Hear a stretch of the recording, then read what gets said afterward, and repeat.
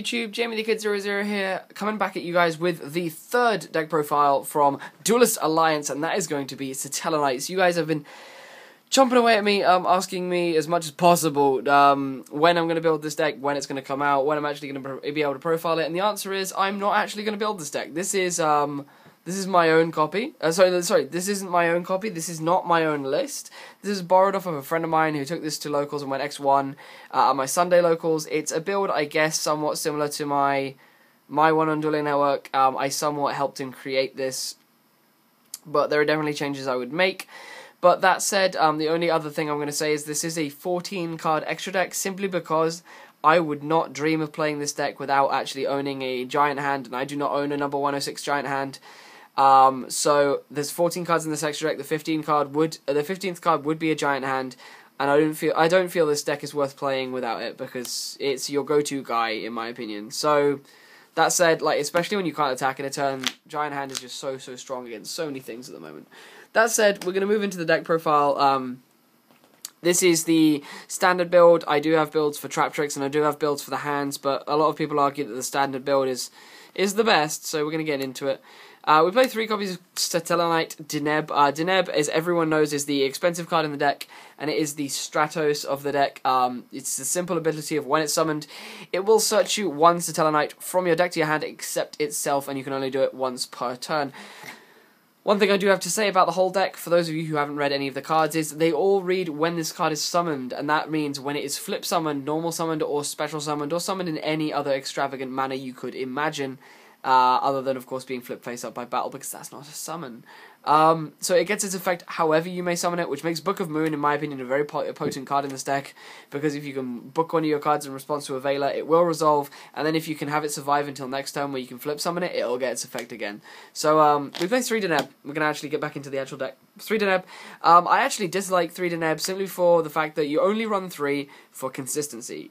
Once you start drawing into the extra ones, they're almost irrelevant, because once you have one cycling in your graveyard, that's all you need, which is something that infuriates me about the card, because you're paying a lot of money to get 3 of these, and you only especially need 1 after turn 1. You're literally only playing the 3 so you can see it turn 1. That's it. Then we play 3 of, in my opinion, the best Satellarknight. Satellarknight Altair, or some people will debate the pronunciation, but I like to think it's pronounced the same way as the Assassin's Creed guy, Altair. This guy has a similar effect to all the other Satellarknights in that when he is summoned, he gets an effect. His effect is you can target one Tellarknight monster in your graveyard except Satellarknight Altair, and special summon that monster in defense position, but monsters you control cannot attack for the rest of the turn except Tellarknight monsters. And of course you can only use them once per turn. They all can only be used once per turn. So you can start to see a recursion system similar to Wolfbark here, in that Altair can special summon Deneb, and Deneb can search you another Altair, so you're just making free plays all day with these 2. Then another card. This is a card that originally when people were playing the deck they didn't play as much, but I played 2 copies of Satellarknight Vega, and a lot of people have started playing it now. Vega is really interesting. It's when this card is summoned, you can special summon one Tellarknight monster from your hand, and then of course that Tellarknight monster will more than likely get its effect, and it is Tellarknight Vega that gets you into your Deltaros consistently. That is if I can speak, that is the simple reason why I'm playing Vega, simply because it makes Deltaros far more consistently. And again, Vega is something you can search with Deneb if you've seen all your Altairs, because for some reason I always seem to open like 2 Altairs. So Vega is something cool to search. And I also like a cool play where if you have a dead Deneb in hand, like you don't need to normal summon it. You can go Altair, get a Vega out of the graveyard, and Vega will get you Deneb from your hand, and you can make Deltaros that way, searching a new Altair. So it's kind of cool. It just uses the cards in your hand rather than using cards in your grave. And then I play 2 copies of Satellarknight Unuklahai. Unuklahai is interesting because he has an 1800 body, so he's bigger than any other Satellarknight monster you play, and his effect is when this card is summoned, you can send a Tellarknight card from your deck to the graveyard. Now, a lot of people will look at that immediately and think, that's kind of poor, but this is another way to get into your Deneb really quite fast. A really cool play you can make with Unuklahai is if you normal summon him, send Deneb, soul charge, getting Deneb back, and of course adding the Altair, and then you can Xyz into a rank 4, which if it's my first turn will usually be Giant Hand. And I'll sit with just this and this underneath Giant Hand, and an Altair in my hand for next time. As soon as one of these is detached, off of the Giant Hand. Well, as soon as the Giant Hand detaches for its effect, the Altair is then live, and it's pretty damn cool. So that's one of my opening plays that I make with this deck quite a lot, just Unuklahaying and dumping. But Unuklahai is something that's, in my opinion, a very strong card in the deck, simply because you play Soul Charge, so this helps you stock up the grave for the Soul Charge. And as I said, it also stocks the grave for your Call of the Haunted, and just gets the Deneb in there if you can't otherwise get to it with your Rotors, Upstarts, Dualities, and all sorts of other things. So that is all the monsters. We play 10 monsters, and that is honestly all you will more than likely need. But you should be playing Emeralds to offset the fact that you will go through them very quickly. For the spells, One Book of Moon, a very, very strong card in my opinion, so I would not change this at all. Double Forbidden Lance, you want your plays to stick, you want your Deltaros to stick. Yes, they can't negate the summon of the Deltaros, but like compulses in open game states is pretty harsh. So Forbidden Lance is just something you want to protect the Deltaros, and then you just wanted to protect any other Xyzs you should be bringing out, because Compulse and Wing Blast are really rife at the moment. They really hurt the Xyzs you're going to make, so you want to have the Lances for that. Double Reinforcement of the Army, you are playing a warrior-centric deck, so you want to have the Reinforcement of the Armies to search them. I can't believe this card went to 2, it really gave the deck so much more consistency, so why the hell not? Let's play 2. We then play 3 copies of Pot of Duality, simply because if you don't have the special summon play, you want to get to it. If you don't have the Deneb in your opening hand, you want to get to it. So the 3 Duality help us on the way towards getting to that. And then even if you do open with the Deneb, you can summon the Deneb, search the Altair, and then use Pot of Duality to dig for more traps. Mainly the Infinity Barrier the deck has access to. We then play 3 copies of Upstart Goblin, because 37 cards is just better. You really want to get towards that Deneb turn 1. I know that's what I seem to be focusing on, but that is honestly the best opening you can have for the deck. So you want to be able to get towards those things turn 1, and there's no other 3 cards you honestly want to play in the deck. So the 3 Upstart Goblin is all you want to have. And my friend is messaging me about the midnight opening of Destiny. He really needs to stop texting me while I'm recording. And then the last 3 spells I play are 3 copies of Soul Charge, because you're playing an entire deck that gets their effects when they're summoned. Not when they're special summoned, not when they're normal summoned, when they're summoned in general. So that's crazy. As I said, Anuklahai stock stuff. And one of my honest favourite plays is just like when you have an Anuklahai, an Altair, and a Deneb engrave, you can just go, you can just Soul Charge for 2, and then the Altair will do the work of the 3rd, so you don't have to pay the extra life points. Or if you only have these 2, you can just Soul Charge for the Altair, which will get the Deneb itself. So you're only paying a K to get what is basically a free Xyz. And again, another thing that frustrates me about not having a Giant Hand is, in situations like that where I've Soul Charged, I would more than likely make Giant Hand if Castell or 101 is irrelevant in that situation. So that's another reason why you should be playing the Hand, because the Hand is something that you can make in a turn in which you're not going to attack that is still going to generate you good board control. So that rounds off the spells. We're going to move those, because you can see it's a fair amount, but it's literally all board establishment, and then getting to things you need, and then assisting board establishment and assisting board establishment. So that's all you're playing them for, just to get to bits and get stuff out. Then we're going to go on to the traps. We play 3 copies of my favourite trap in the deck, Satellarknight Alpha. Satellarknight Alpha reads, when a spell or trap card or monster effect is activated, so the same condition as Infinity Barrier and other things like that, you can send one face-up Tellarknight monster you control to the graveyard, negate the activation, and if you do, destroy that card, and then you draw a card.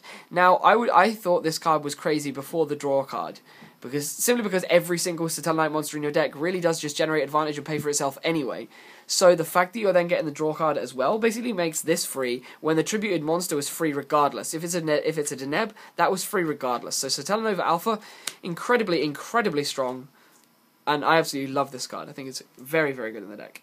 We then play 3 copies of Call of the Haunted, because in the same vein as the Soul Charge play with the Altair, Call of the Haunted and Altair in the opponent's end phase is really, really strong, because you can get the Altair, get the Deneb, search another monster to your hand, usually a Nuklahai or another Altair, and then in your turn you're free to attack with any monster you wish, simply because the condition that Altair sets is only for the turn he's summoned in, so you're summoning it in your opponent's turn, so oh no, you weren't going to attack anyway, so you're then free to attack in your turn. So Call of the Haunted is really, really strong for that, and of course it gets around your opponent's cards that they possibly set that turn. And then playing a few 2-ofs in the form of Vanity's Emptiness. Why am I playing 2 Vanity's Emptiness? Well, because I don't own a 3rd. It's literally, I would play 3 Vanity's Emptiness in the stack in a heartbeat if I owned 3, because you can just make a really strong monster and then set Vanity's Emptiness behind it, and I'm really going to preach it again. Another play I always make on Duel Network is making Giant Hand set Emptiness. It's just the thing I do. I make the card too often because it's just Fiendish Chain on legs. And just Emptiness is so strong in the meta right now. I think that every deck should be playing it if it can actually manage it. So double Emptiness. I then play double Breakthrough Skill. Winder is a pain. Winder's a big pain for this deck, so having the breakthrough skill for the Winder is very important, so you definitely have to have that. 2 copies of Dimensional Prison. Again, Winder, other threats, like it really ruins a lot of the Shaddolls, and Shaddolls are going to be very popular now that both YCSs last weekend were won by 2 Shaddoll decks, so Prison is going to be very strong in the near future, and it's also really good against Dante and other things like that. I think Prison is a good sleeper card. Like, a lot of people have been cutting it, but I think it's so strong. 1 Compulse, arguably the best one-off trap at the moment. 1 Bottomless Trap Hole, 1 Torrential Tribute, and 1 Solemn Warning. We play, I know that a lot of people have been cutting down on these, and even I have in my Burning Abyss, but when you've got room for so many traps in this deck, you want to be playing the Power 4. And that rounds off the main deck. It should be 40 cards. I didn't count, this is my friend's deck, but if he was playing 3 Upstart, it damn well better be 40 cards, or I'll be having words with him. Now for the extra deck. 2 copies of Satellarknight Deltarose. You will hardly make the second one, but in all honesty, you want to have the second one if you're going to make it. For those of you who don't know what Deltarose does, it's while this card has Excuse Material, as a continuous effect, your opponent cannot activate cards or effects when you normal summon or special summon a monster or monsters. So it means your opponent can't respond to the summon of the monsters, and they can't respond to the summon of this. They can warning it, but otherwise they can't bottomless or torrential it. And then you force your opponent to move it. You force the game to move into an open game state in which you, as the turn player, can then declare priority. And basically what this means is you can summon Deltarose, your opponent can't respond, and then you get priority to then activate the Deltarose in the open game state, or then do something else, and your opponent has to then respond to that effect. So basically you can't torrential bottomless, and then if they want to compulse, they have to respond to your effect, because you get priority in your open game state. So that's pretty cool. And then its other effect is, it has 3 effects. Once per turn, you can detach 1 Excuse Material from this card, target 1 card on the field, destroy it, which is always good, and then, to back it all up, if this card is sent from the field to the graveyard, you can special summon a Satellarknight monster from your hand or deck. I think the only way that could have been even more broken is if it got from grave, but basically when this guy dies, you can go get Altair from deck, Altair special summons Deneb from grave, search another guy to your hand, and then you can Xyz into any 2 material rank 4, like, I don't know, Giant Hand. Just saying. Then we place a large variety of more generic cards in the form of Exciton Knight, because, hey, you can make it for 1 card. So, E-Knight is kind of good. 1 number 101. I would be playing 2 if this was a 15-card extra deck, but I'm leaving the room for the Giant Hand because you have to play it, in my opinion. Double Castel, because in some situations you're not going to be able to attack due to Altair, and Castel is just the most omnipotent removal card. So you want to be making that when you're basically left in a situation where you have to summon the Altair. 1 Emerald, I'd honestly go up to 2, but we only have 1 at the moment. So the Emerald is just really good for recycling your resources. You want to be using that off of your last Altair to then detach the Altair and put all 3 back. So that's how you want to be using him. 1 Dweller, 1 Cowboy, 1 Ken Gorgon, the Anti-Luminescent Knight. This would probably be a Merogeist in my list. Starleash Paladynamo, very strong card. Constellar Omega, again, it's fairly good. It's good in grind game situations in which you're not summoning Altair, because I don't like making this off of Altair.